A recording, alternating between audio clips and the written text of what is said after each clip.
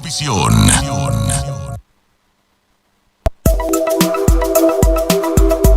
Somos Luis Velázquez y Eduardo Porcarelli. Los invitamos a que nos acompañen todos los viernes a las 9 de la mañana en El Séptimo Laberinto. Un viaje por los confines de nuestro mundo interior y exterior. Ciencia, filosofía y esoterismo por lavisiónradio.net. Información que va contigo. El Séptimo Laberinto. Y tenemos a la licenciada Laura Martínez Alarcón. Ella es una periodista mexicana afincada en España desde 2007. Ha estudiado periodismo en la prestigiosa y hermosa UNAM, donde cursó la maestría de Estudios México-Estados Unidos. También es doctoranda en Comunicaciones, Información y Propaganda en la Universidad Complutense de Madrid. También ha realizado, muchísimos reportajes, artículos en televisión, en prensa escrita. Y desde hace algunos años participa en un portal que a mí me encanta, donde la descubrí a ella, que es Filosofía SEO. Le recomiendo muchísimo ese portal, filco.es es el nombre del portal, y la revista en papel es Filosofía SEO. Maravilloso. Ustedes pueden ingresar allí, revisarlo. Hay unos artículos de primera, unos colaboradores de primera. Lo recomiendo muchísimo. También a ella ha editado cuentos. Bueno, es un placer tenerte aquí, Laura, en El Séptimo Laberinto. Muchas gracias, Eduardo, y también muchas gracias, Luis, por esta invitación. La editora de la revista y del portal se llama Amalia Mosquera, y el equipo de este portal es de una juventud y de una inteligencia apabullantes. La verdad, yo se los recomiendo mucho que nos visiten y que lean nuestros artículos, reportajes, entrevistas, y en un afán por divulgar la filosofía y el conocimiento. Bueno, el tema que nos trae hoy Laura es complejo. Sí. Uno tiene la sensación de que prácticamente, y como comienza tu artículo en ese portal, uno se lo tiene que pensar 2 veces antes de dar una opinión. Entonces, lo primero que te quiero preguntar, porque el tema que nos trae hoy es woke, si la libertad de expresión está en peligro. ¿Qué significa exactamente el término woke? Porque es un concepto que es difuso, que es reclamado por ambos bandos del espectro político. ¿Cómo tú lo definirías y cómo ha evolucionado en el tiempo ese concepto? Bueno, pues yo que creo que el movimiento woke, que en inglés significa estar alerta, estar despierto, de hecho de ahí viene, es un movimiento reivindicativo que nació en Estados Unidos, que como dentro de la comunidad afroamericana, esta comunidad a alertar acerca de las injusticias que se estaban viviendo y también enaltecer las obras, los personajes, la historia misma de el pueblo afroamericano.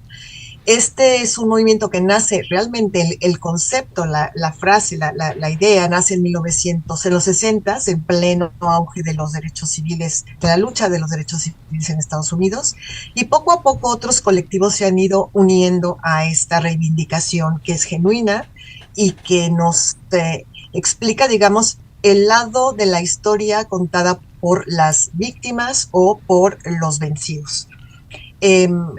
Durante algún tiempo esta nueva manera o esta manera de ver la otra parte de la historia, que es lo que realmente reivindica el movimiento woke, pues también apeló a el colectivo de mujeres, de feministas, incluso a los mismos ambientalistas. Y bueno, poco a poco ha ido creciendo, pero también de alguna manera se ha ido desvirtuando. Probablemente lo dicen muchos filósofos, como José Antonio Marina, que es un filósofo español a quien recomiendo muchísimo que lo lean. Él va contando que de alguna manera esto tiene que ver con esta sociedad tan inmediata en la que vivimos, ¿no? En la que tiene uno que responder inmediatamente a cualquier impulso o a cualquier mensaje sin detenerse a reflexionar ni a buscar argumentos. Entonces, poco a poco, este movimiento que nació genuinamente como reivindicativo de las causas por así decirlo, perdidas, poco a poco se ha ido ampliando, expandiendo a otros ámbitos de la sociedad, y ahora lo que tenemos es como una susceptibilidad muy a flor de piel, ¿no? Ahora uno tiene que pensarse muy bien las cosas antes de emitirlas, si no quiere uno ser castigado o por las ideas progresistas o por las ideas conservadoras, pero tiene uno que de alguna manera pensarse, incluso muchas veces hasta Censurarse. limitarse, autocensurarse para no herir susceptibilidades. Y ahí es donde creo yo que hay un riesgo de que esta libertad de expresión que tanto se ha luchado para conseguirla y defenderla esté como en riesgo, ¿no? Sí, bueno, muchas gracias, Laura, por estar con nosotros. Es un honor tenerte en diálogo en Séptimo Laberinto. ¿Cómo crees tú que la cultura woke ha influido en el diálogo, en la conversación pública, en la política? Recuerdo, en estos momentos Estados Unidos está en todo un proceso electoral que finalizará en noviembre. Y la cultura woke se ha convertido como en una especie de espada de Damocles para el Partido Demócrata, pero principalmente para el presidente Biden, que aspira ser reelecto ahora en noviembre, el 4 de noviembre.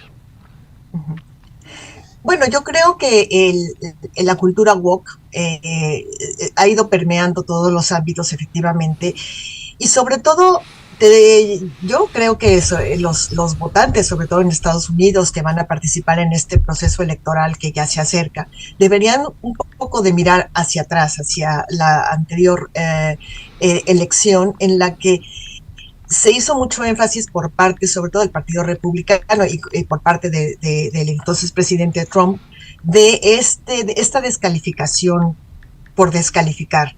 De alguna manera, el debate también se centraba en acusar a los que señalaban digamos, los resultados o los éxitos o los avances, digamos, ¿no? de las ideas progresistas en Estados Unidos, por decir, el movimiento feminista, el Me Too, por ejemplo, el asunto del medio ambiente, del cuidado del medio ambiente, del cambio climático, cómo se ha esgrimido en contra de este tipo de movimientos para descalificarlos, ¿no?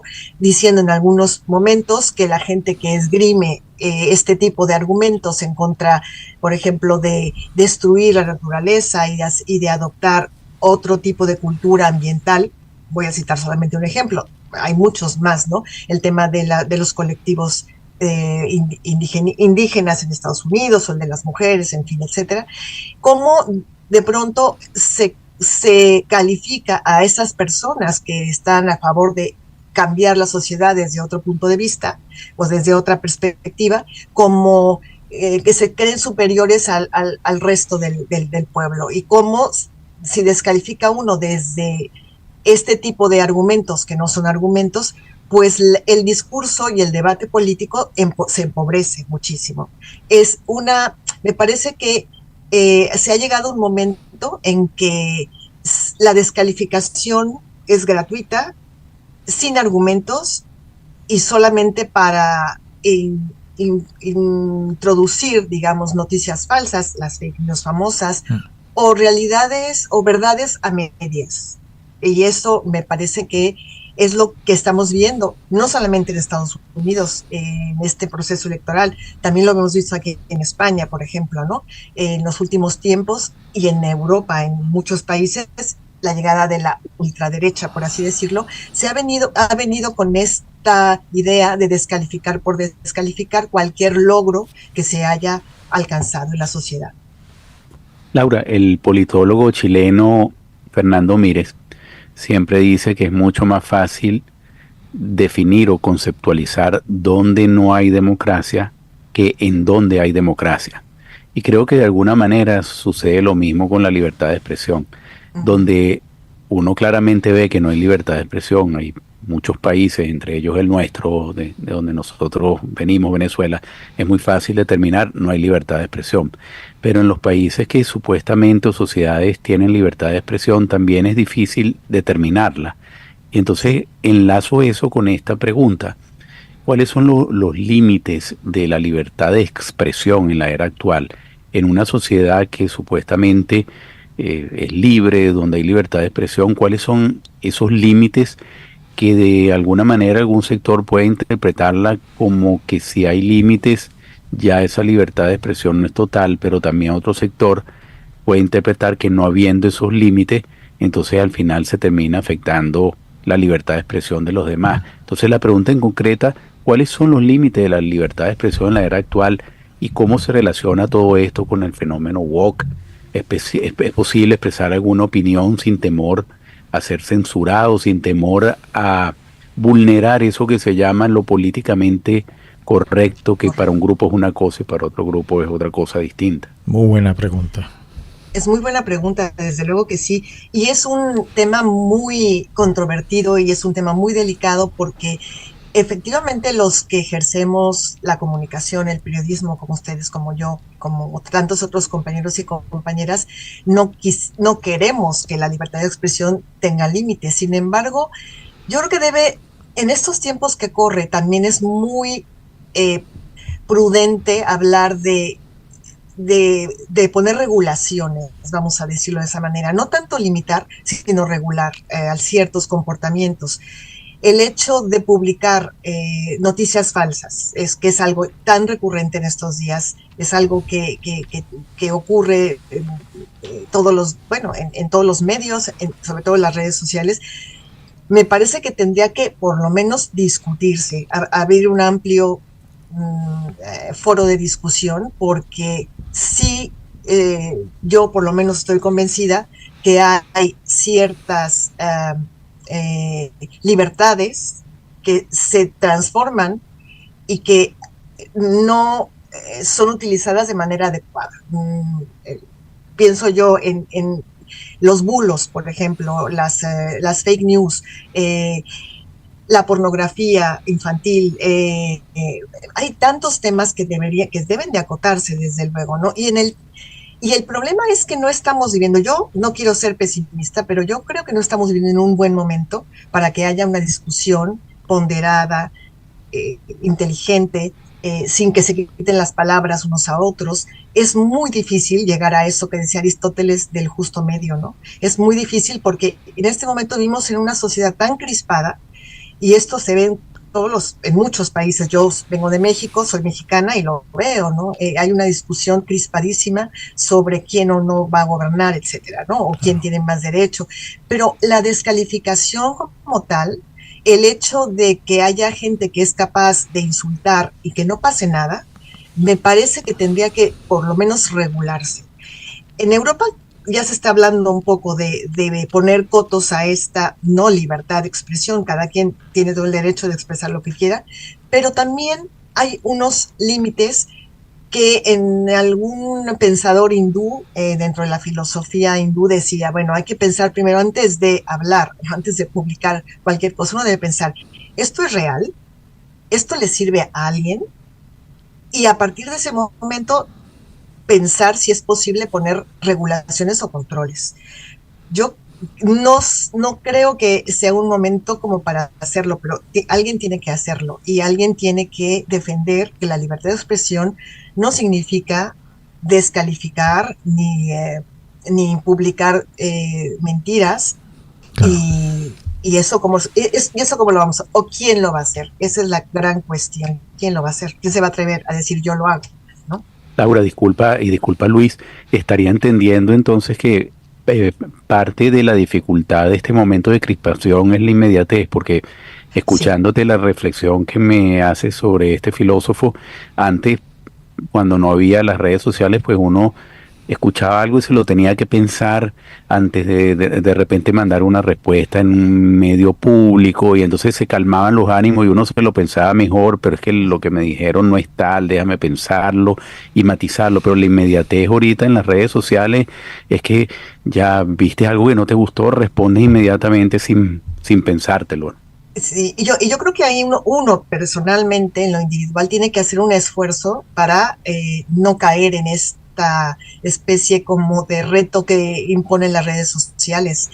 El tema es que efectivamente vivimos un momento de inmediatez tan grande que nos obligamos, sin tener que serlo, pero es así, incluso los que queremos detenernos, respirar y tomarnos 20 segundos para pensar, es como casi obligado tener que responder inmediatamente a cualquier impulso.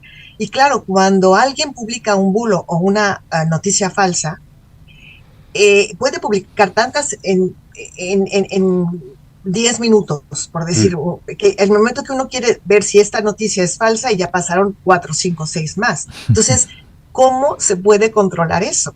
¿Qué instancias lo pueden hacer? Sin embargo, existen webs, existen portales. El New York Times creo que tiene uno muy interesante, donde uno puede decir, a ver, esta noticia que me acaba de llegar o sea, tiene toda la pinta de que esto no es verdad. ¿Cómo lo puedo comprobar? Pues, no sé, yéndose a un portal que uno conozca, donde uno puede ver si esta noticia es verdadera o falsa, si incluso hasta las imágenes, si son manipuladas o no. Claro. Y todo esto se pone cada vez más delicado con la llegada de la inteligencia artificial. Uno ya lo está viendo, de qué manera se pueden inventar noticias, se pueden invadir inclusive cuerpos, caras, voces de artistas muy famosos o de gente cualquiera. ¿Cómo se puede manipular todo esto? Por eso es tan delicado el tema, y sí creo que debe haber algún momento en que algunas instancias, instituciones, no sé quién lo podría hacer, pero desde lo personal, desde lo individual, yo creo que uno tiene que respirar, tomarse 50 segundos y decir, yo voy a contestar a esto, ¿vale la pena contestar esto? ¿Esto es real? ¿A quién le va a beneficiar? A mí no al mundo al que yo creo pertenecer no le va a beneficiar. Pero además de encontrar algún punto en lo colectivo para poder poner estas regulaciones a el uso indebido de la libertad de expresión en las redes sociales, por ejemplo, ¿quién se va a atrever a hacerlo? En los medios de comunicación masivas que ustedes y yo conocimos, no había tanto problema, había un manual de estilo, ¿no? En los periódicos, en los medios de comunicación, en la televisión, en la radio. El problema es que, como vivimos en un mundo de redes sociales que están constantemente bombardeándonos de información, lo vamos a poner entre comillas, de comunicaciones, de mensajes, de imágenes, y no podemos ni siquiera respirar para decir, esto que me está mandando es real o no es real, es verdad o es mentira. Ese es el momento que a mí me parece que es muy delicado, porque no hay asideros de donde agarrarse para decir, a ver, desconectemos un poco y volvamos al debate, al diálogo pausado, ponderado, al que yo apelo. Creo que sí, muy responsables de todo esto son las redes sociales, y sobre todo yo creo que desde hace no muchos años tampoco. O sea, esto vamos a decir que es que tendrá unos 7 años, esta locura por estar publicando constantemente en Instagram, en Facebook, en Twitter. O lo que antes era Twitter, que ahora es X, que yo, por ejemplo, no tengo, es como una especie de donde la gente, y perdón la palabra, pero va a vomitar hay una cantidad de exabruptos que, ¿cómo es posible que la gente pueda creerse lo que hay ahí y publicar esas cosas, ¿no? ¿A quién le hacen? ¿A quién le benefician? Entonces, el debate es delicado, no se puede coartar la libertad, pero sí creo que se debe regular en algunos puntos.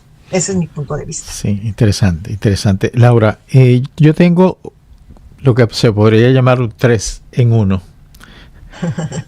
Y me disculpa que pero realmente este es un tema muy importante, es un tema que lo vemos diariamente y es inevitable, pues. En tu opinión, ¿cómo se relaciona lo woke con la cultura de la cancelación? ¿Es una consecuencia inevitable del activismo woke, o es un arma para combatir la injusticia, o una forma de censura? Esa es la primera.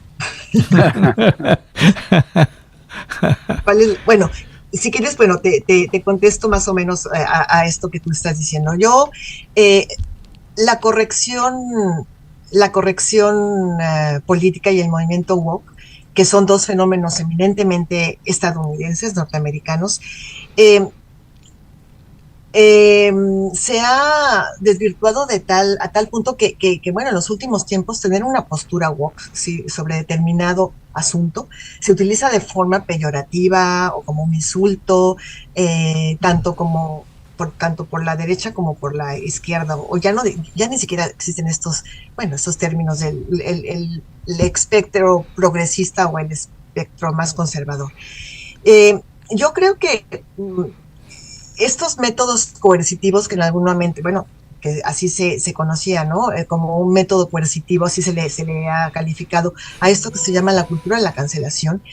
Pues este tipo de boicot social y profesional que se lleva a cabo a través de las redes sociales, que tampoco es que sea muy democrático, digamos, ni tampoco es que nos lleve a ningún lado, ¿no?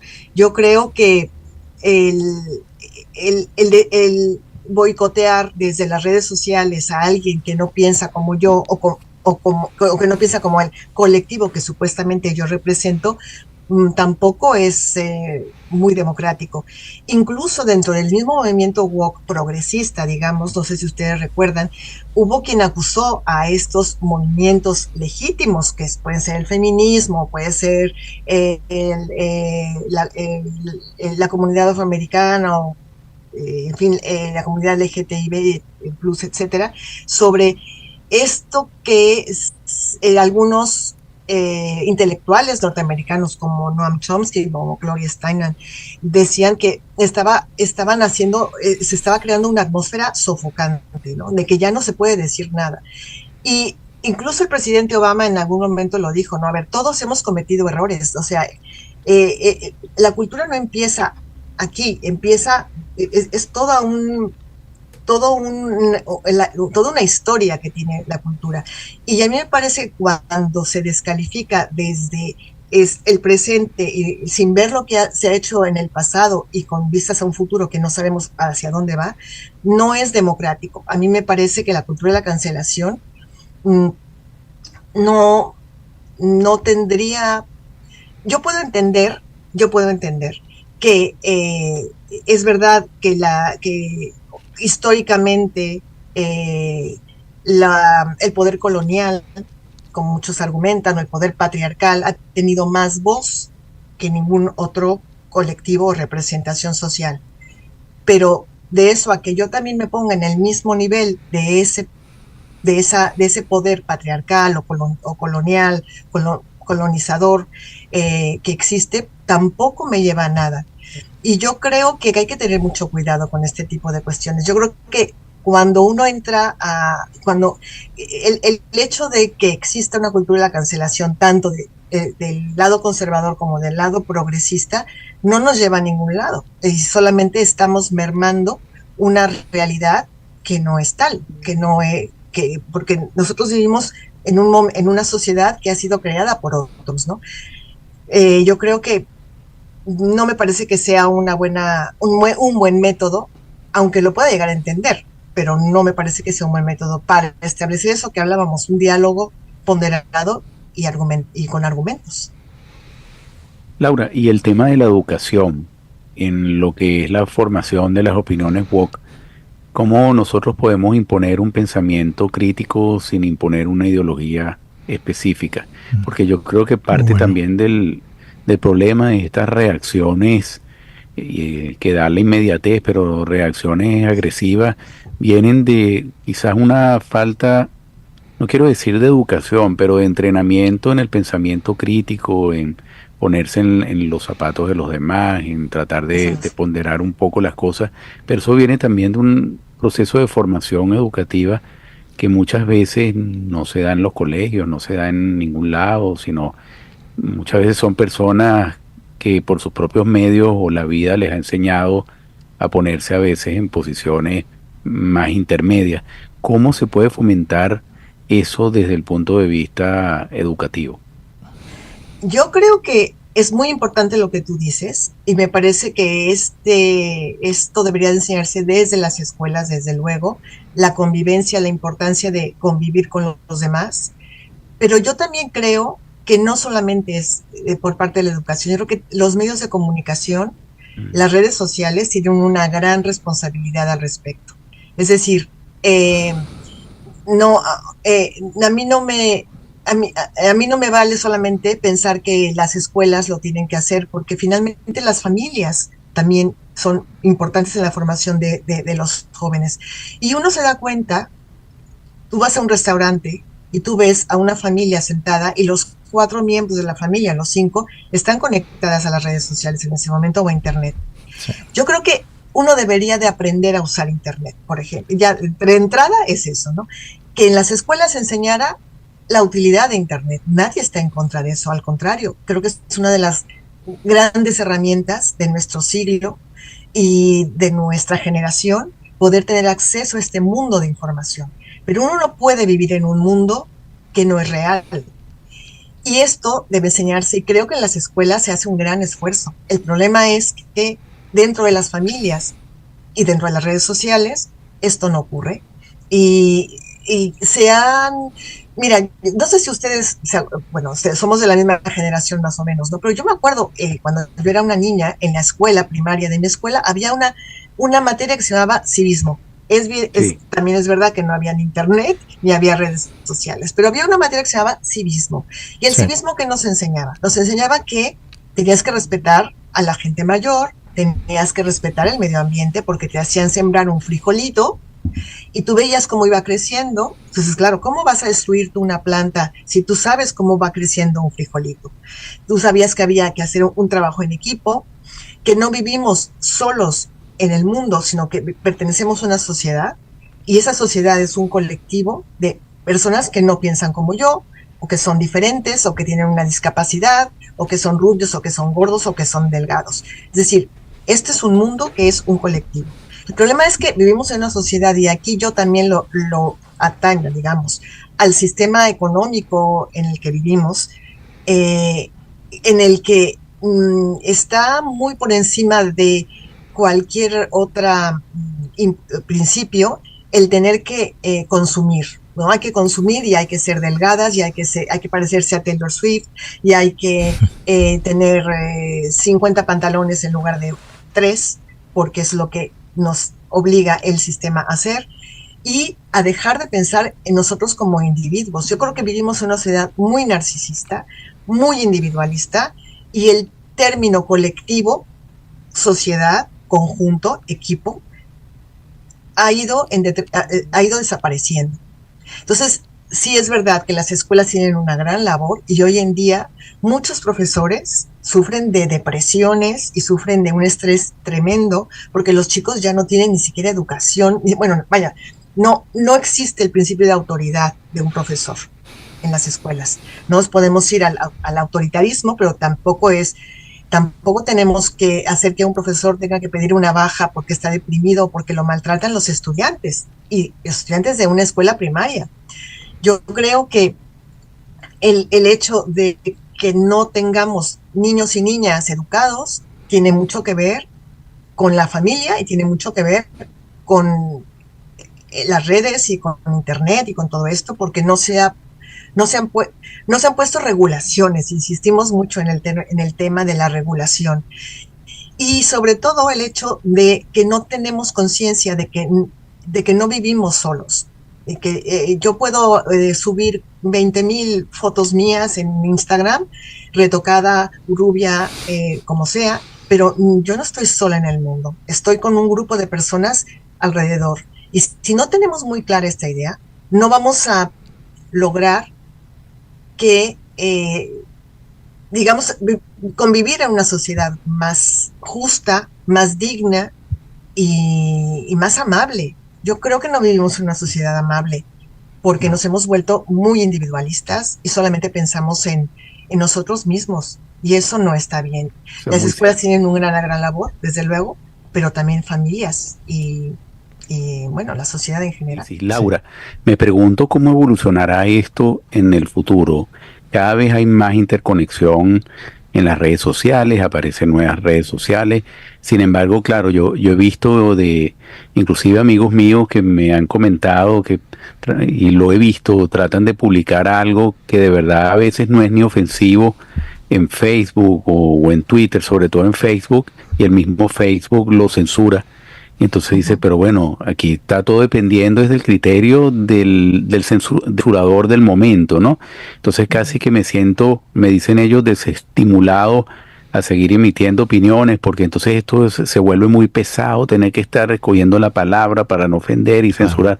¿Cómo tú visualizas que esto pudiera evolucionar en el futuro? ¿Hacia dónde vamos?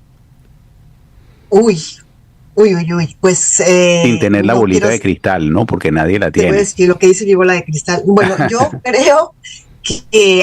creo que existe en este momento como una toma de conciencia por parte de mucha gente, sobre todo desde la sociedad. Yo creo que los gobiernos a veces van más lentos que la sociedad, ya no te digo yo, los juristas o los poderes legislativos van un poco más lentos, pero creo que sí están existiendo proyectos en los que se está tratando por lo menos de crear otras atmósferas para que los niños, por ejemplo, dejen de utilizar tanto las redes sociales, ¿no? Pero de hecho se están poniendo, es verdad lo que tú dices, ¿no? Muchas veces Facebook o Instagram censuran situaciones que dicen, no, pero bueno, eso es una opinión y se supone que estamos en el mundo de la libertad de expresión y resulta que lo censuran, ¿no? Yo creo que hay algunos proyectos que pueden resultar alentadores y esperanzadores, pero no creo que sea muy a corto plazo, ojalá fuera, y yo creo que tiene mucho que ver con lo que uno dentro de la sociedad haga o como individuo, ¿no? En las familias, la misma familia o los individuos puedan ir alcanzando y puedan ir creando conciencia. Yo creo que esto es un tema de conciencia. Y estaba buscando durante el corte comercial esto que mencionaba Luis, y que tiene que ver un poco con lo que pensamos, ¿no? Esa carta que publicaron en el 2020, Noam Chomsky, Margaret Atwood, Winston Marsalis, bueno, una serie de intelectuales, artistas, escritores en Estados Unidos sobre el tema de la cultura de la cancelación, que me parece muy interesante porque debemos entenderlo un poco más. Y una cosa que ellos escribieron ante esta ambiente en el que el tono es permanente de reproche, de asignación de culpas, yo soy más que tú eres más, o sea, esta cosa de mi papá es más grande que el tuyo, como de niños chiquitos, de mentiras o medias verdades. Lo que ellos decían, y lo voy a leer así textualmente porque me parece muy, muy importante, decían ellos que el libre intercambio de información e ideas, elemento vital de una sociedad liberal, se restringe cada día más, y eso lo vemos, ¿no? Nosotros mismos nos autocensuramos. Si bien ya esperábamos esto de la derecha radical, la censura también se está extendiendo más ampliamente en nuestra cultura. Una intolerancia hacia puntos de vista opuestos, una moda por la vergüenza pública y el ostracismo, y la tendencia a disolver cuestiones políticas o complejas en una certidumbre moral cegadora. Y finalizaban diciendo, como escritores, necesitamos, y no solamente como escritores, también como ciudadanos de un país, necesitamos una cultura que nos deje espacio para la experimentación, la asunción de riesgos e incluso los errores. Necesitamos preservar la posibilidad de desacuerdos de buena fe, sin consecuencias profesionales nefastas. Si no defendemos aquello de lo que depende nuestro trabajo, no deberíamos esperar que el público o el Estado lo defiendan por nosotros. Y es lo que tú decías, Eduardo, ¿hacia dónde vamos? Si nosotros, como individuos, como familias o como pertenecientes a un colectivo de periodistas o de comunicadores, si no defendemos esta libertad de expresión con todos los, digamos, las regulaciones que nos podamos imponer o que se puedan imponer, pero si no la defendemos siempre con la idea de que para presentar yo un argumento tengo que tener unas fuentes serias, quién me lo dijo, dónde se publicó y cuál es la seriedad de esa persona que me lo dijo. Si seguimos replicando, que es lo que ocurre muchas veces, memes, eslóganes, videos de quién sabe quién lo hizo, entonces estamos nosotros también contribuyendo a que esa atmósfera adecuada para la reflexión, el debate y el análisis no exista. Entonces, muy cierto. Yo creo que uno tiene que también hacer su tarea, no esperar que alguien venga sino que nosotros como individuos y como colectivo poner nuestro granito de arena, que yo creo que es bastante. Yo en lo personal, por ejemplo, cada vez que a mí me llega, imagínense desde México lo que me puede llegar a España, ¿no? Bueno, una cantidad de videos que quién sabe quién los hizo, quién sabe quién los publicó, quién sabe quién es esa chica que dice que es influencer, o sea, la moda de los influencers, ya que ya no hablamos de eso, ¿no? O sea, ¿quiénes son estas personas que se dicen influencers? ¿Cuál es su formación? ¿De dónde vienen? ¿Quién los patrocina? ¿Por qué tengo que creerles lo que me están diciendo? Porque no hay una fuente fidedigna y seria, no hay rigor. Entonces, si no apelamos a esto que nos enseñaron en las escuelas de periodismo, que hay que tener rigor, hay que evaluar, hay que ponderar y hay que buscar y hay que analizar, pues no vamos a contribuir en nada, ¿no? Sí. Y si no somos nosotros, ¿quién en este momento?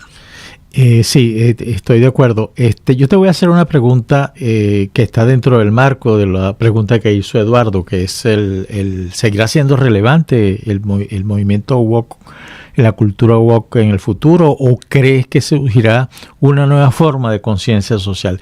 Y te lo pregunto por varias cosas. Aquí en Estados Unidos hay la costumbre, ese hábito de salen movimientos de cada rato, por ejemplo, los millennials, la generación Z, la generación Blue, y así sucesivamente, que van desapareciendo con el tiempo.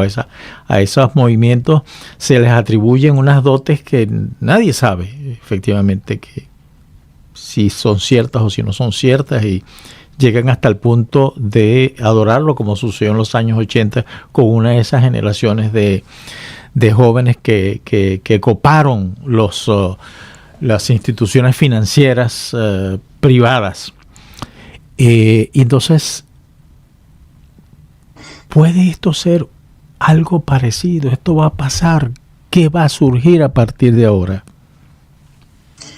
Es interesante lo que preguntas, lo que dice Luis, porque, por ejemplo, en Europa sí hay un debate sobre este asunto, porque aquí el movimiento woke apenas está llegando y están muy preocupados. En el caso de en Francia, por ejemplo, lo digo en el artículo, están muy preocupados. Yo conozco amigas que son profesoras y que están escandalizadas por la actitud de muchos de sus estudiantes, ¿no? Y mucha gente piensa que esto va a ser una moda pasajera, que esto va a pasar como ha pasado tantas cosas. Eso piensan. Yo soy un poco más pesimista, digamos que esto irá a más.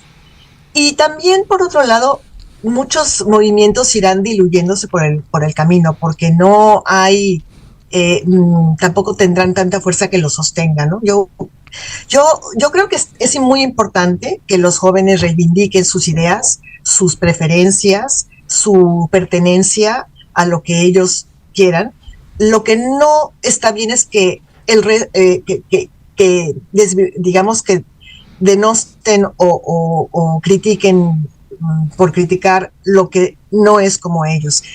Y yo siento que esto tendrá que pasar como todo lo que pasa también a veces en internet, ¿no? Hay unas modas que nacen, otras que desaparecen sin dejar rastro. No lo sé, pero sí creo que tenemos que estar muy pendientes. Yo creo que nuestra única obligación en este momento es estar pendientes y alertas de lo que vaya ocurriendo y no temer tampoco decir lo que uno piensa, ¿no? Con argumentos, y si alguien lo quiere oír, que lo oiga, pero también tampoco creo yo que sea una buena idea autocensurarse para no molestar al otro, ¿no? Claro.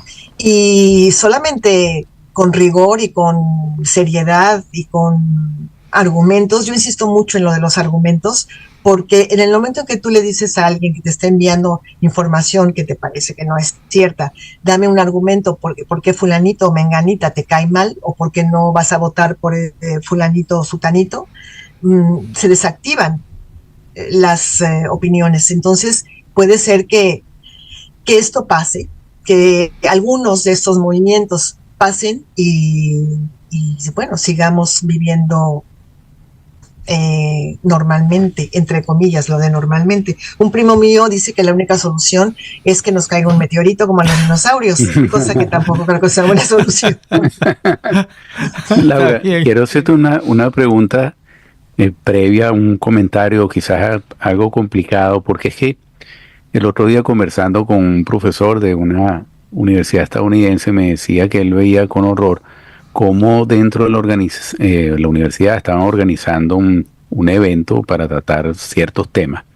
Por supuesto, aquí está involucrado la ideología woke y la cancelación, pero el evento no era sobre ideología woke ni nada de eso, sino donde se iban a tratar unos temas que políticamente pudiera molestar a un bando. Aquí en los Estados Unidos pues son dos bandos principales, republicanos y demócratas. Y entonces, temiendo, es posible que ganen los republicanos las elecciones presidenciales, la universidad recomendó no hacer ese evento porque se iban a tratar temas que a lo mejor iban a molestar a un bando. Entonces después el tema del financiamiento de algunos programas se iba a complicar, y yo escuché eso y yo estaba horrorizado, ¿no? Yo decía, bueno, ya este tema de elementos de ideología woke, cancelación, llegó al ámbito académico. Entonces sí. La pregunta en concreto, ¿tú crees que en el ámbito académico nos podemos permitir unas libertades mayores de las que nos podemos permitir quizás en las redes sociales, en los medios de comunicación, etcétera? Que el ámbito académico debería ser, así como mi casa puede ser el máximo ámbito de libertad de expresión, el ámbito académico también debería ser así, o también el ámbito académico debería estar sujeto a algún tipo de regulaciones importantes. Y cuando digo esto, no quiero decir que sea libre ofender y desprestigiar, sino opinar libremente sin temor a que te van a cancelar. Sí, a ver, yo creo que si hemos llegado hasta donde el profesor que tú, con el que hablabas, hemos llegado, es muy, muy peligroso, diga, por decir algo, ¿no? O hay que ponernos las antenitas de alerta, porque que a la academia y a la universidad lleguen este tipo, bueno, ya lo decía Noam Chomsky, lo decían estos intelectuales en el 2020, si está llegando hasta ahí, es que algo hemos estado haciendo mal, o no hemos acotado, o no hemos logrado, digamos que nivelar el piso para que todos tengan la misma oportunidad de hablar. Yo creo que la universidad, como las familias, deberían de servir para mostrar con todo rigor los puntos de vista de una sociedad, porque eso es una universidad, por lo menos en la que yo estudié, en la UNAM, que era bastante abierta a todas las maneras de pensar. Yo no puedo estar probablemente a favor de lo que tú dices, pero ya lo dijo, no sé si Montesquieu, quién lo dijo, ¿no? Pero yo voy a defender tu derecho a decirlo. Tu derecho a decir lo que opinas. Y yo creo que no debería de ocurrir esto en las universidades, que debería de haber un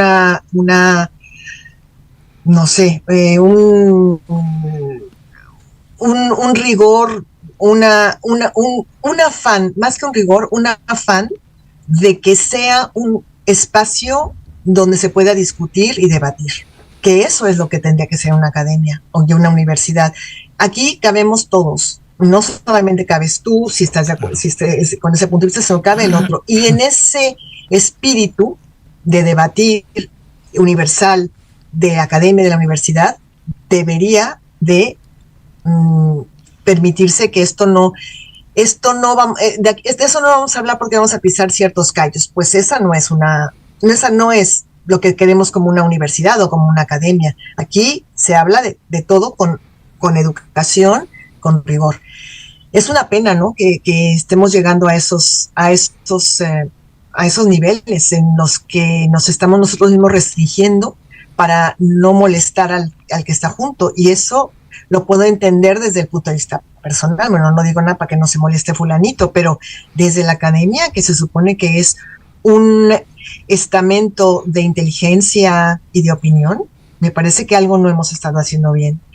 No sé qué se podría hacer, pero yo creo que tendríamos que pensarlo muy bien y bueno, no sé, organizar eventos en los que todo el mundo quepa, pero tampoco es fácil. Yo creo que sobre todo en Estados Unidos, porque aquí es mucho más, en Europa creo que hay un poco más de espacio para este tipo de cuestiones. Yo creo que en Estados Unidos, por lo que leo, porque tengo familia allá, porque me interesa mucho y bueno, yo estudié una maestría en estudios México-Estados Unidos, cada vez está como más el tono de reproche que decían, ¿no? Más más cerrado la posibilidad de ampliar a otros estamentos las opiniones o, bueno, sí, la opinión, me parece, no sé si a lo mejor yo estoy equivocada, pero creo que en Estados Unidos es un poquito más grave lo que está ocurriendo y pues sí, no, esto no nos lleva a ningún lado, desde luego. Sí, de acuerdo. Sí. Oye, muy interesante. Pero fíjate, a mí me gustaría saber cuál ha sido la respuesta de las comunidades religiosas y espirituales, pues, sobre los valores que promueve la cultura woke. Pero sobre todo hay un tema que a mí me llamó mucho la atención, que es el tema de la empresa. La forma en que las empresas pueden abordar la diversidad, la equidad, la inclusión. Pero estamos hablando de un sistema capitalista, en el caso de Estados Unidos, pero de una economía libre, de libre mercado. A veces en las empresas hay una cultura que dificulta el pensamiento libre, ¿no? Porque por lo menos yo trabajé en una donde salía a almorzar y en el comedor de la empresa y toda la propaganda que había era de la propia empresa. Entonces hay que tú hablaras de la competencia, que prácticamente estabas cometiendo ahí un sacrilegio.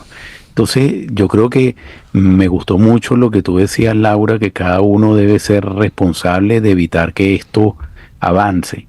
Y yo creo que también dentro de las empresas hay una cultura, sin yo ser antiempresa, ¿no? Porque yo soy totalmente proempresa, pero dentro de las empresas también hay este tipo de cultura de cancelación si tú vas a comentar algo que afecte a la empresa, etcétera. Se está complicando todo mucho. Sí, totalmente de acuerdo. Se está complicando todo mucho y no sé cuál es la solución ni cuál será el futuro de todo esto.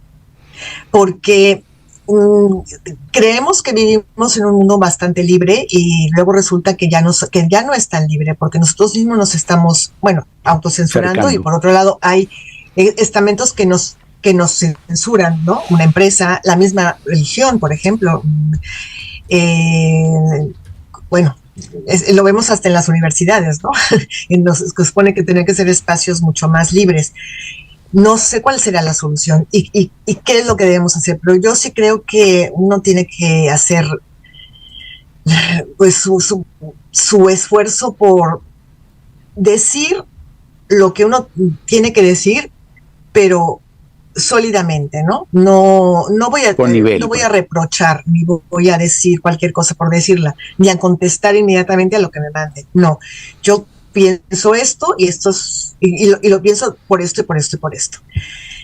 Pero depende mucho de donde lo digamos también, ¿no? Una empresa, un medio de comunicación, no sé, es muy difícil decirlo, ¿eh? Yo al hacer este artículo de opinión de lo woke, quise poner las dos partes, ¿no? Tanto lo que me gusta, lo que no me gusta, cómo se está manejando actualmente, los dos segmentos progresistas contra conservadores, bla, bla, bla. Y es muy difícil llegar a una conclusión, al respecto, ¿no? Creo que si seguimos viviendo en esto de responder automáticamente, insultar por insultar, repetir sin pensar lo que me están enviando y, bueno, uno lo ve, ¿no? Hasta en un WhatsApp que nos mandan redirigido no sé cuántas miles de veces. Si no somos capaces de hacer un lugarcito en nuestro tiempo y decir, a ver, me detengo, lo pienso y lo digo. Y incluso si lo pienso y digo, esto es verdad, lo que decía ya el sabio aquel oriental que les decía, esto es verdad, le sirve a alguien, ¿para qué lo publicó? Bueno, es que será, por lo menos desde nuestro ámbito personal, podremos hacer algo. Y lo insisto, pues en nuestros ámbitos particulares, ¿no? En la universidad o en los medios o en los medios en los que nos movemos, en fin, tratar de hacer un poco de conciencia alrededor. Hasta en la misma familia, ¿no? Los sobrinos, las sobrinas, los hermanos y las hermanas. A ver, no me mandes un meme que no sepa yo de quién es. Y tendrá que aprender la gente a discernir. Es que el problema es que nadie tiene cada vez esta capacidad de discernir, de reflexionar, de detenerse, de analizar, está como menguando. Y eso es lo que preocupa en estas sociedades tan inmediatas y tan abrumadoras, aparentemente comunicadas. Yo creo que tenemos la posibilidad de llegar a comunicarnos y de leer lo que queramos, pero ¿de qué nos sirve si no tenemos esta posibilidad de discernimiento, ni de reflexión, ni de crítica? Una crítica constructiva. Y ahí de alguna manera una homogeneización de la estupidez, también, aunque suene muy duro. Laura, perdón, Eduardo, déjame hacerle una preguntita corta porque llega el tiempo y es un sí y un no que te voy a pedir. Uy. Esas son las más difíciles. Esas son las más difíciles. ¿Tú dirías que antes éramos libres y no lo sabíamos? Sí. Eso da para otro programa. Sí. Uy, a ver si hablamos otro día de esto. Sí, yo creo que sí. Oye, muchísimas gracias, Laura. Ha sido un verdadero placer tenerte en el programa. Muchísimas gracias. Y quiero, recordarles que pueden seguir a Laura, por supuesto, en sus redes, pero les recomiendo muchísimo ese portal www.filco.es y si pueden conseguir la revista en papel Filosofía CO en filco.es y Filosofía Company, que es la revista, y de verdad, muchísimas gracias a ustedes, gracias a su público, y ojalá y que leamos más filosofía, leamos más cosas interesantes y discutamos de cosas serias y con argumentos. Ha sido un placer, Laura. Hasta luego. Hasta la próxima semana.